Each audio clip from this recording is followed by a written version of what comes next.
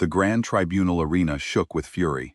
Tens of thousands of voices echoed through the colossal circular stadium, blending into a deafening roar that rattled the metal walls. Representatives from hundreds of worlds had gathered to witness a moment many believed was long overdue. An execution. At the center of the arena, beneath blinding white spotlights, knelt a fallen queen. Queen Zatha of the Zahirian Empire.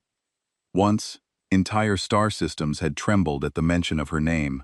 Her fleets had conquered worlds. Her commands had shaped the fate of billions. Now she was nothing more than a prisoner. Her towering insect-like frame trembled with exhaustion. The magnificent crystal armor that naturally grew across her body was shattered and dulled, its once brilliant colors faded by injury and defeat. Deep cracks ran across the translucent plates covering her shoulders and chest. Heavy energy restraints locked her arms behind her back. Every movement triggered a flash of blue electricity. The crowd loved it. They screamed for punishment, for revenge, for death.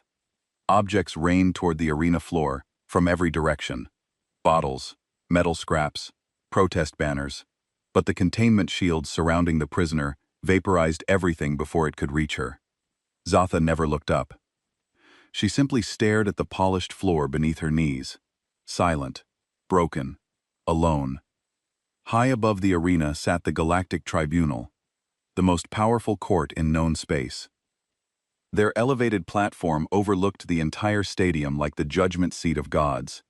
At its center sat Chief Arbiter Vorak, a massive gray-skinned being whose 6 eyes studied the prisoner without mercy. Beside him were delegates from the galaxy's most influential civilizations. The feathered Kavari clicked their sharp beaks impatiently, eager for a guilty verdict. The Stoneborn sat motionless, their rocky faces unreadable, though everyone knew they had demanded the harshest sentence possible. The Aquarians floated inside transparent water chambers, their bubbling voices broadcasting outrage through translation devices. Nearly every representative present wanted the same outcome: execution. Only one delegation seemed different. The humans. Their section occupied a relatively small corner of the tribunal platform. Earth had joined the Galactic Coalition only 5 years earlier. Most species still viewed humans as inexperienced newcomers who barely understood interstellar politics. Yet while the rest of the arena celebrated the Queen's downfall, the humans remained silent, watching, thinking, observing. Among them sat Dr. Elena Vasquez. Unlike the others, she wasn't focused on the tribunal proceedings. Her attention remained fixed on a handheld medical scanner. The device emitted a series of quiet beeps as streams of biological data scrolled across its display. Elena frowned. Something wasn't right. According to official reports, Queen Zatha was healthy enough to stand trial. But the scanner told a different story. Her heart rate was unstable. Multiple organ systems were shutting down. And beneath the obvious injuries, there was something else. Something hidden. Something that should not have been there. Elena looked up at the broken queen in the center of the arena, then back at the scanner. A chill ran through her. Because if the readings were accurate, Queen Zatha wasn't simply a prisoner awaiting judgment. She was dying, and nobody else seemed to realize it. What Elena saw confused her. The readings didn't match what everyone was saying about this creature. According to the charges, Queen Zatha was a monster. She had led her people in attacks on peaceful colonies. Her armies had destroyed 3 worlds completely, killing millions of innocent people. They called her the Destroyer Queen, the Blood Monarch, the enemy of peace. But Elena's scanner told a different story. The queen's body was slowly dying. She was starving. Even though the prison should have been feeding her, her stress levels were so high that her organs were shutting down. Most strange of all, her brain showed patterns that Elena recognized from her years of studying alien minds. This wasn't the brain of a killer or a monster. This was the brain of someone suffering from terrible grief. Elena looked closer at the queen. Really looked at her, not as a criminal, but as a living being. The queen's 4 eyes were deep blue, almost purple. They stared at nothing, filled with pain so deep it seemed to have no bottom. Her breathing was slow and careful, like someone trying not to break down completely. The chief arbiter stood up. His voice boomed across the arena so loud that Elena felt it in her chest. "Queen Zathara, of the Zephyran Empire," he said, "you have been found guilty of war crimes against the Galactic Coalition. You destroyed 3 colony worlds. You killed millions of innocent people. You brought terror to peaceful systems across the galaxy." The crowd cheered. They loved hearing the charges read out loud again. It made them feel good to know that justice was coming for these crimes. The arbiter continued, "The sentence is death. You will be executed here before all the galaxy, so that others will know what happens to those who break our laws." More cheering. Elena felt sick listening to it. She looked at her scanner again. The Queen's heart rate had barely changed when she heard the death sentence. It was like she had already given up hope long ago. 2 guards walked toward the Queen. They were tall robots with glowing red eyes. One of them carried a ceremonial sword that sparkled with energy. This was how executions were done in the old tradition. "Quick and clean," they said. Elena watched the Queen's face as the guards got closer. For just a moment, the Queen looked up. Her 4 eyes swept across the crowd, seeing all the species that wanted her dead. She saw the Kavari clicking their beaks happily. She saw the stone men sitting like mountains, unmovable in their desire for justice. She saw the Aquarians bubbling with satisfaction. Then her eyes found the human section. Elena saw something change in the Queen's expression. Not hope exactly, but curiosity. Humans were still new to most aliens. They were strange creatures who did things differently than everyone else. The Queen stared at them for a long moment, as if trying to understand something. Elena felt her heart beating faster. She had studied dozens of alien species, but she had never seen pain this deep in any living creature. Her scanner beeped again, showing new readings. The Queen's grief was so powerful that it was actually affecting her body chemistry. Elena had seen this kind of pattern before, but only in one situation. Mothers who had lost their children, the guards reached the Queen. One of them grabbed her by the shoulder and forced her to stand. She was tall, nearly 8 feet, but she moved like an old woman. Every step seemed to hurt. The crowd got louder, excited that the execution was about to begin. Elena looked at her fellow humans. Ambassador Williams sat with his hands folded, his face serious but not emotional. Captain Rodriguez watched the guards with the trained eye of a soldier.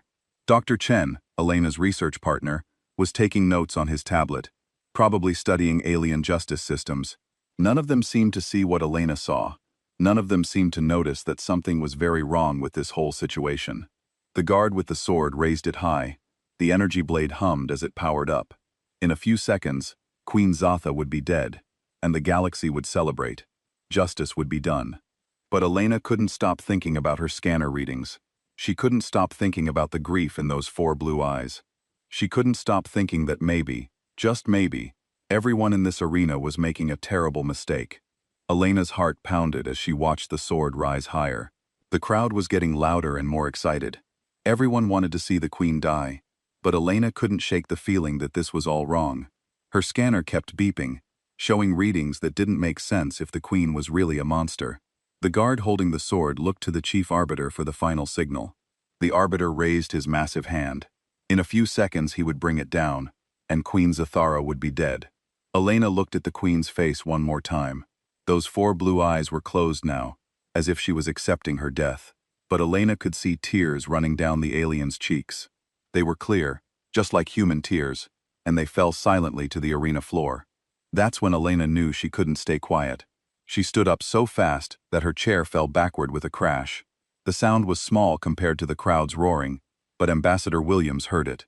He looked at her with surprise and worry. "Wait!" Elena shouted as loud as she could. Her voice wasn't very strong. She was just one person in an arena filled with thousands. But something about the way she said it cut through the noise. Maybe it was because humans were still new to the galaxy, and people weren't used to hearing them speak up. Maybe it was because her voice sounded different from all the angry shouting. The crowd started to quiet down, confused. The guard with the sword stopped moving. Even the chief arbiter lowered his hand and looked around to see who had spoken. Elena's legs felt weak, but she forced herself to keep standing. "I said, wait," she called out again, louder this time. Now, everyone was looking at her. Thousands of alien eyes focused on the small human woman in the human section.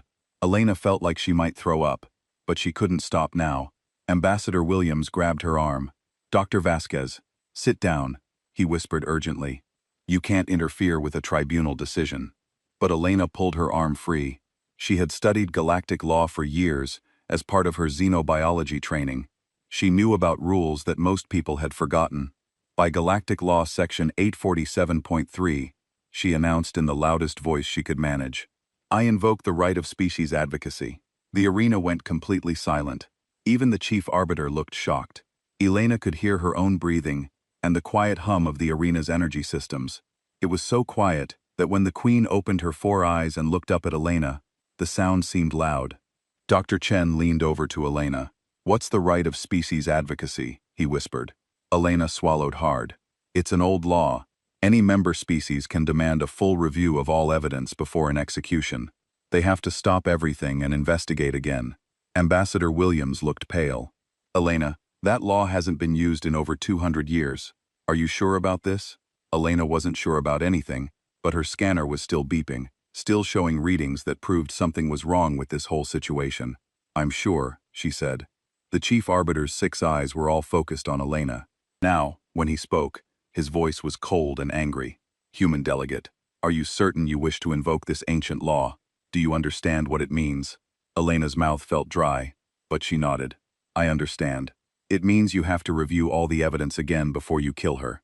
It means I have the right to investigate and present new findings to this tribunal. And do you understand," the arbiter continued, "that if your investigation finds the queen guilty as charged, you will share in her punishment?" Elena felt her stomach drop. She hadn't known about that part. If she was wrong, if the queen really was a monster, Elena would die too. The arena was so quiet she could hear her heart beating. She looked down at the queen again.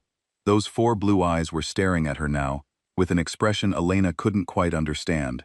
It wasn't hope exactly, but it wasn't despair either. It was like the queen was seeing something she hadn't expected. "I understand," Elena said, though her voice shook a little. The crowd exploded into noise. Some aliens were angry that the execution had been stopped. Others seemed confused about what was happening. A few were actually curious to see what the human would do. The Kavari representative stood up, his feathers ruffled with anger. "This is ridiculous," he screeched. "The evidence is clear. The queen destroyed 3 worlds. The law is the law," Elena called back, feeling a little braver. "And the law says, I have the right to investigate." The chief arbiter looked like he wanted to argue, but he couldn't. The right of species advocacy was written into the foundation of galactic law. It was one of the oldest rules they had, created back when the coalition was first formed. He couldn't ignore it, no matter how much he wanted to. "Very well," the arbiter said slowly. "The execution is postponed. Dr. Elena Vasquez of Earth has invoked the right of species advocacy. She will have 72 hours to conduct her investigation and present her findings to this tribunal." Elena felt relief and terror at the same time. She had bought the queen 3 more days of life, but now she had to prove that one of the galaxy's most hated criminals was innocent, and she had to do it in a way that would convince thousands of aliens who already wanted blood. Ambassador Williams stood up next to her. "With respect, Chief Arbiter, Dr. Vasquez will need access to all case files, witness testimonies, and the right to interview the accused." "Granted," the arbiter said, though he didn't sound happy about it. "But remember, human, if you fail to prove new evidence of innocence, both you and the queen will face execution together." Elena nodded, trying to look more confident than she felt. She started walking down the steps toward the arena floor. Behind her, she could hear other humans whispering urgently. Captain Rodriguez was probably planning security measures.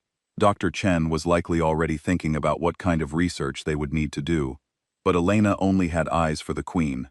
As she got closer, she could see that the alien was even more damaged than she had thought. Her crystalline skin was cracked all over, like broken glass. Her forearms hung limply at her sides, held only by the energy chains. When Elena reached the energy barrier around the center of the arena, the queen looked at her with all 4 eyes. "Why?" the queen asked in a voice like wind through broken glass. "Why would you risk your life for someone you don't know?" Quote. Elena looked at her scanner one more time, then back at the queen's face. "Because my readings show me that you're not a monster. You're someone who lost everything and made terrible choices because of grief. And where I come from, we don't execute people for being heartbroken. For the first time since Elena had been watching, something that might have been hope flickered in the Queen's 4 blue eyes. Elena spent the first day reading everything she could find about the Zephyrian War. The case files were huge, filled with reports from military officers, colony survivors, and intelligence agents. Most of it painted the same picture. Queen Zatha was a ruthless leader who had attacked peaceful worlds without warning. But Elena was trained to look for things others missed. As a xenobiologist, she studied how different species thought and felt. She knew that human emotions weren't the same as alien emotions, but pain was something all living creatures shared. Dr. Chen helped her go through the files. They worked in a small room the tribunal had given them. Surrounded by holographic displays showing star maps and battle reports, Captain Rodriguez stood guard outside, making sure no one tried to stop their investigation. "Look at this," Elena said, pointing to a timeline on her screen. The attacks didn't start until 6 months after something else happened. The Zephyrian home system star started having problems. Chen leaned over to look. What kind of problems? Elena pulled up the astronomical data.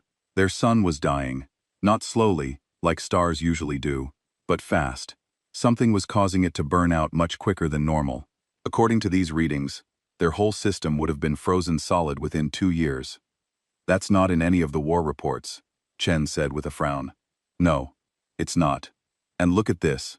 Elena showed him another file.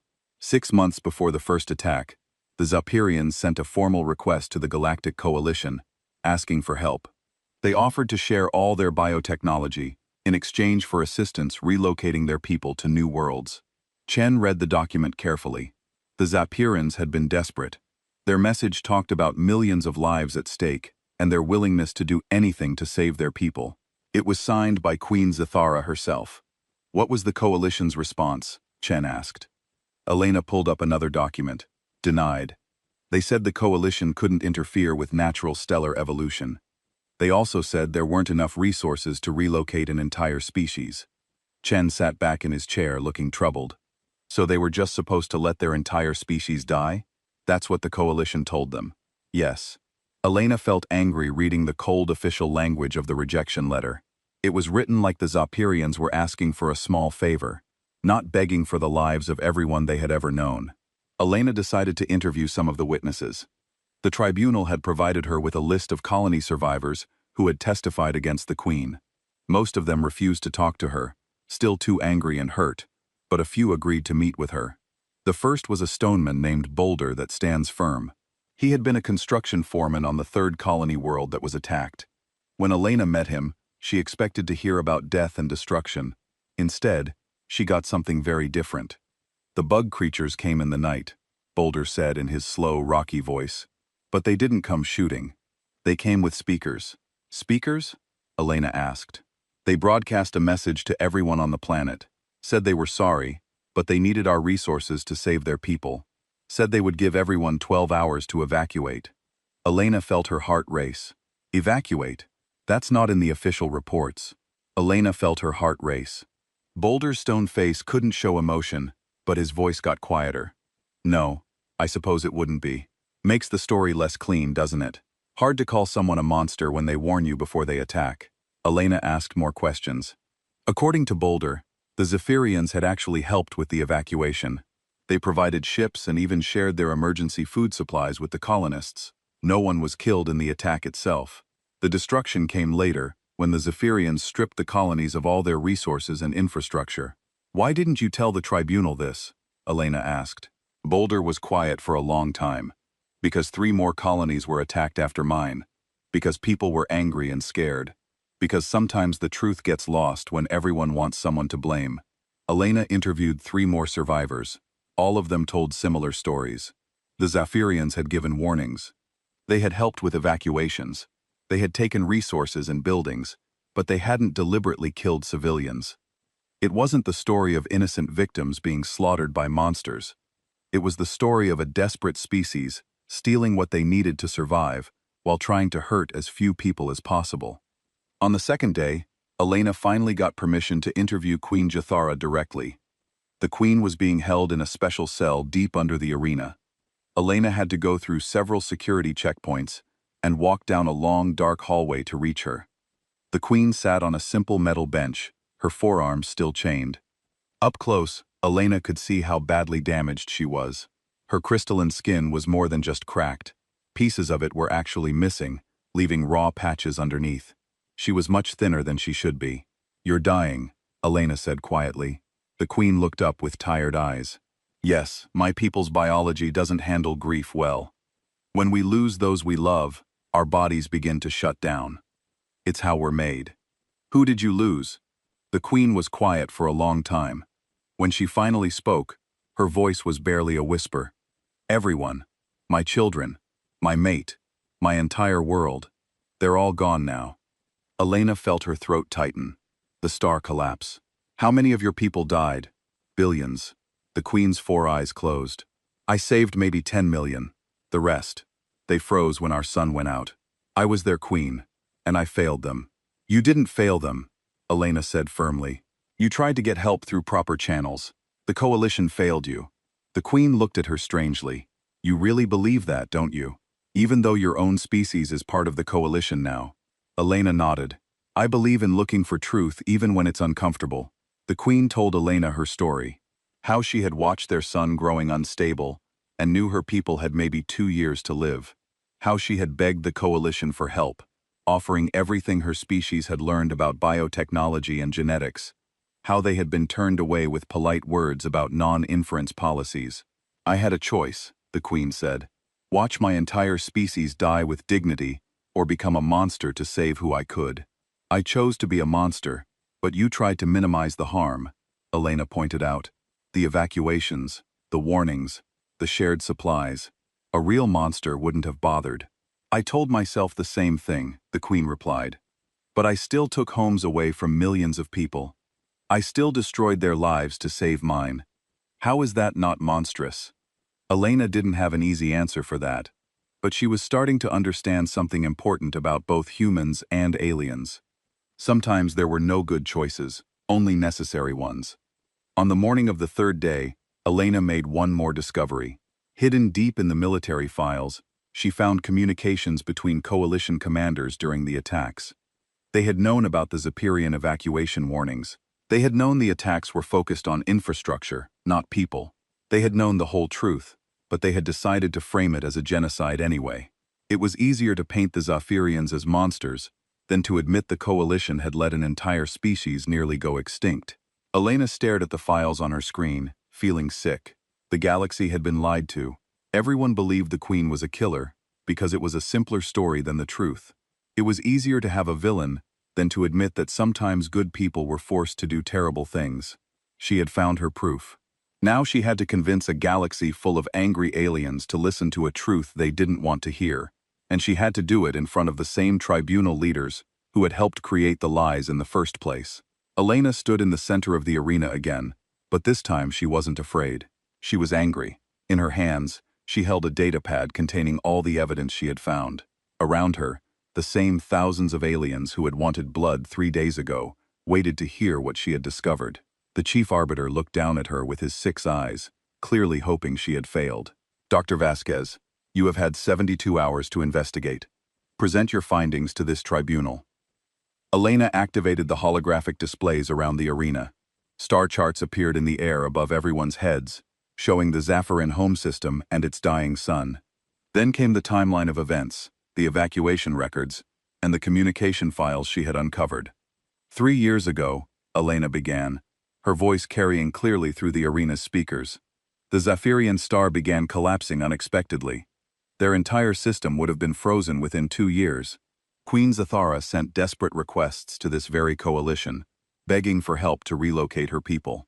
Murmurs started in the crowd. Some aliens were seeing this information for the first time. Elena showed them the coalition's rejection letter. The request was denied. 10 billion Zephyrians were left to die because helping them was considered too expensive and too complicated.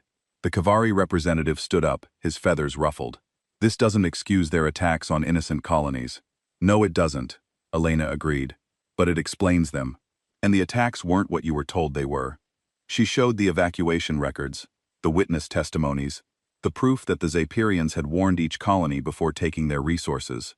She showed them the communication files, proving that coalition military leaders had known the truth all along. The Queen didn't order the deaths of millions, Elena concluded. She saved the few million she could, while trying to hurt as few others as possible. The coalition chose to frame her as a monster, rather than admit their own failure to help. The arena was quieter now. Some aliens looked confused.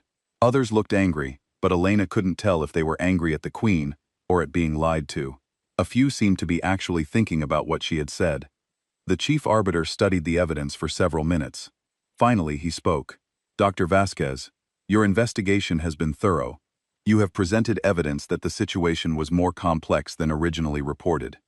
Elena felt hope rising in her chest.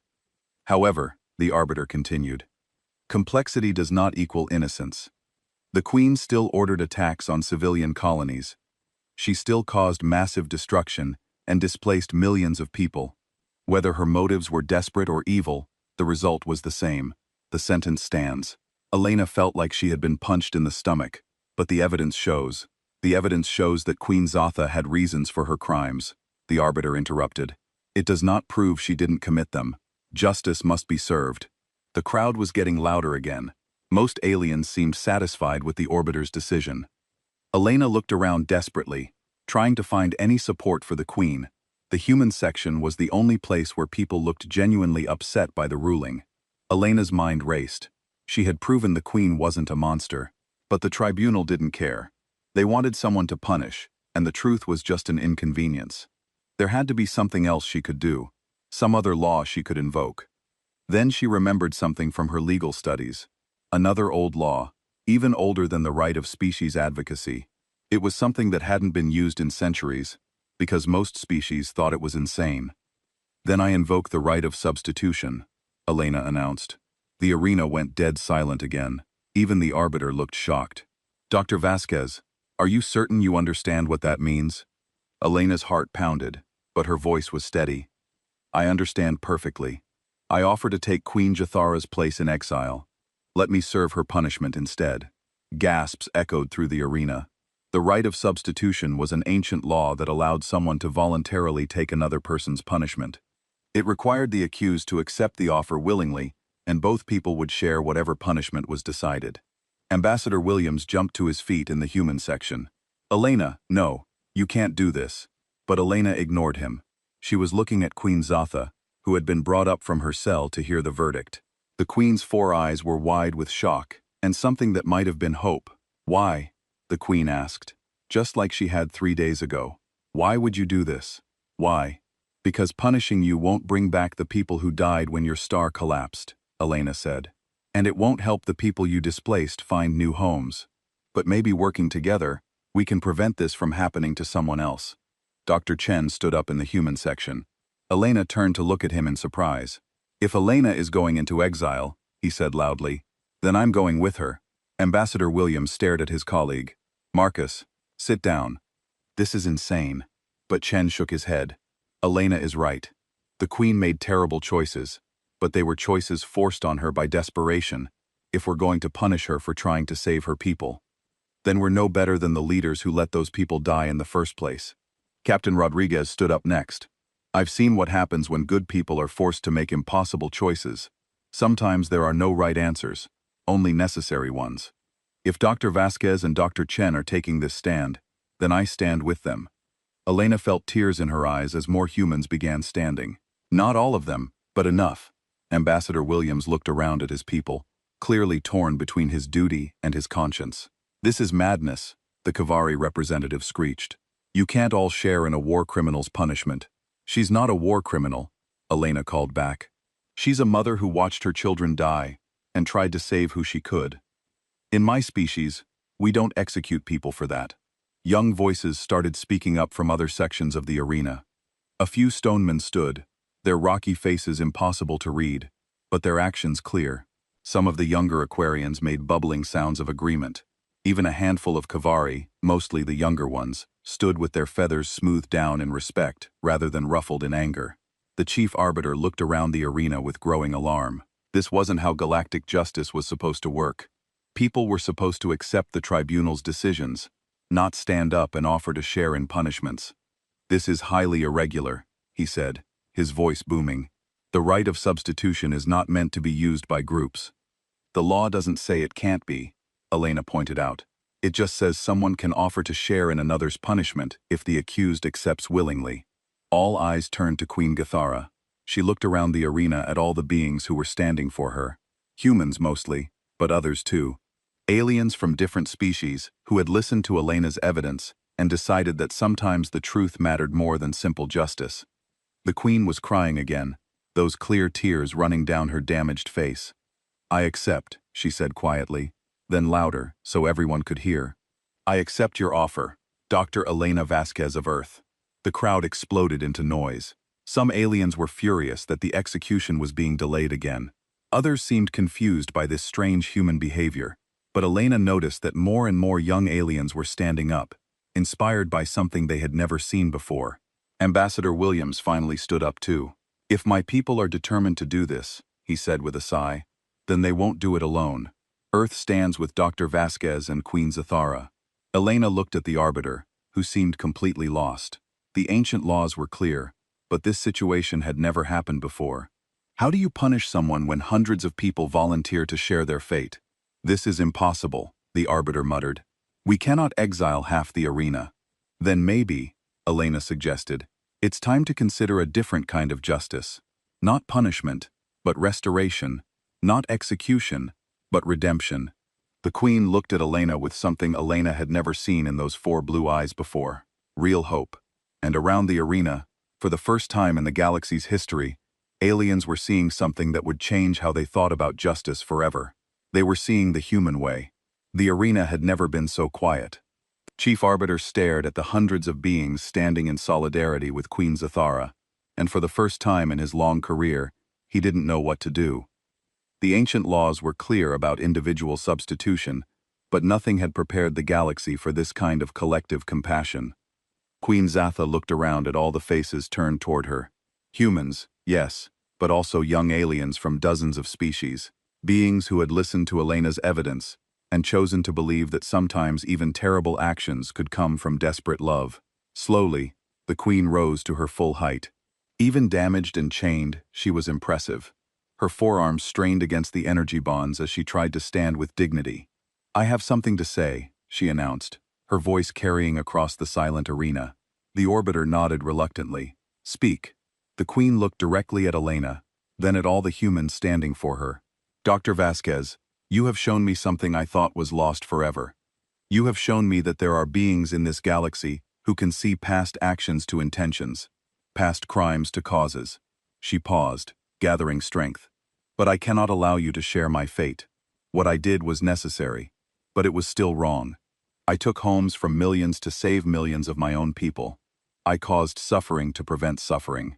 The math was sound, but the pain was real."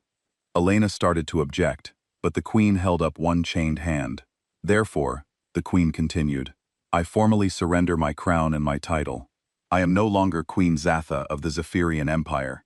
I am simply Thor, a person who made terrible choices and must live with them." The arena erupted in surprised voices. No one had expected this.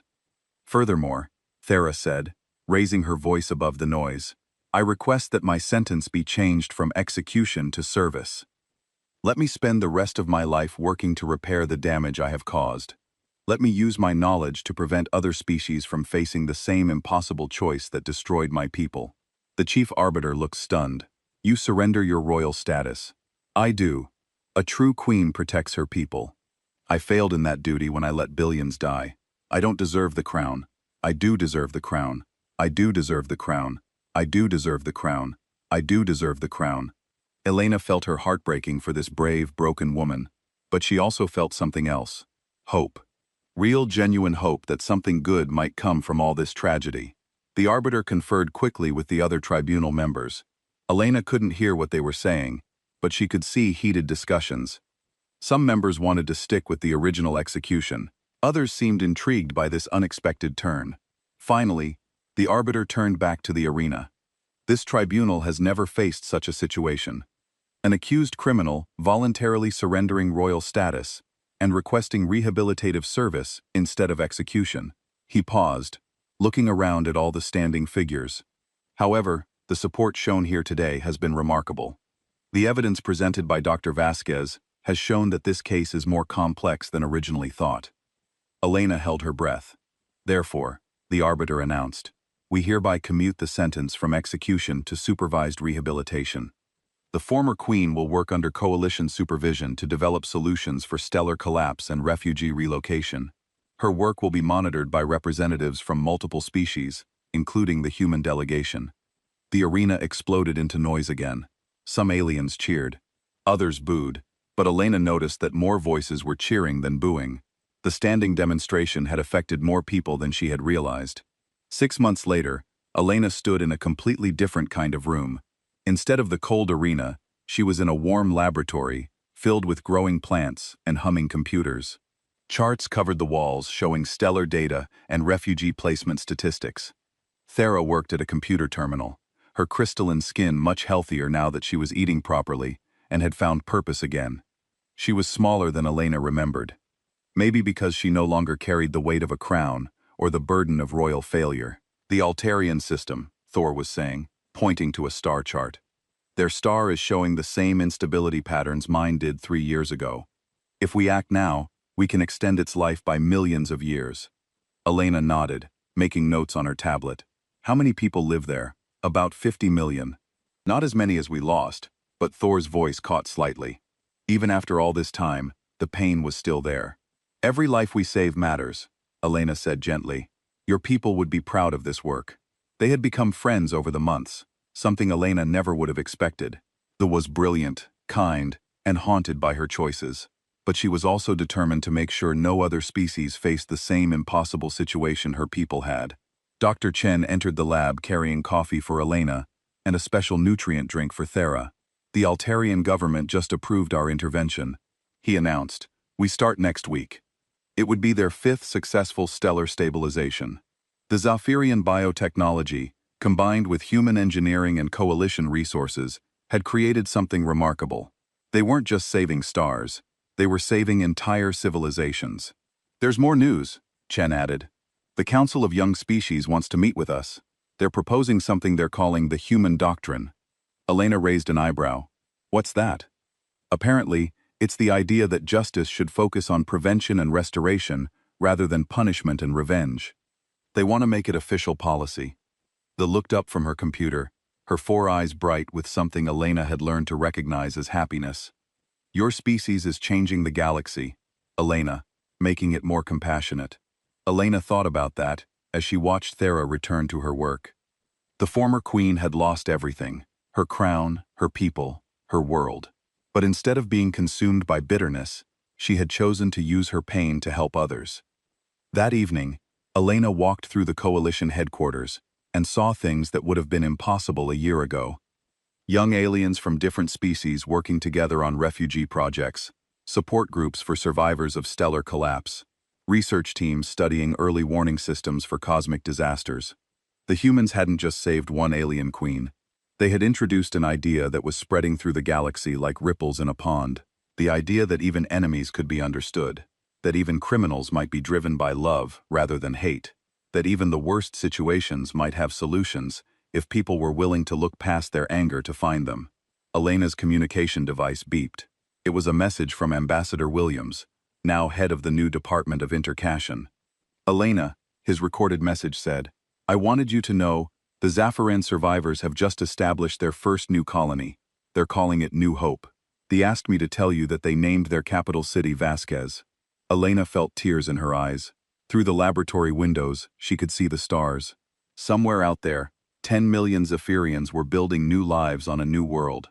Somewhere else, 50 million Altarians were going to bed tonight, not knowing that their star would still be burning for millions of years longer, because of work being done in this very building. Thera appeared beside her at the window. What are you thinking about? I'm thinking about choices, Elena said. How one person's choice to stand up in an arena can change everything. Thera nodded slowly. In my species, we have a saying, the heart that breaks for others grows large enough to hold the galaxy. I think humans understood this long before the rest of us did. Elena smiled. Maybe. Or maybe we just got lucky that day. No, Thera said firmly. Not lucky. Brave and kind, and willing to see past what everyone expected to see. She paused, looking out at the stars. My people are still gone. That will never change. But because of you, other people's children will grow up under stable stars. Other mothers will never have to make the choice I made. Elena put her hand on her friend's arm. That's what justice should be, isn't it? Not punishment for the past, but protection for the future. Thera smiled, an expression that looked strange on her alien features, but somehow perfectly natural. The humans are teaching us well. As Elena looked out at the stars, she thought about the young aliens throughout the galaxy, who were growing up with new ideas about justice and compassion. They would be the leaders of tomorrow, and they would remember that sometimes the most important thing you can do is stand up when everyone else wants to sit down. The galaxy was changing, not because of laws or treaties or military force, but because one day, a human woman had looked at a broken alien queen and seen not a monster, but a mother who had lost everything. And sometimes, Elena realized, that's all it takes to change the universe. One person willing to see what others miss. One voice willing to speak when others stay silent. One heart willing to break for a stranger. The human way was spreading to the stars. One act of compassion at a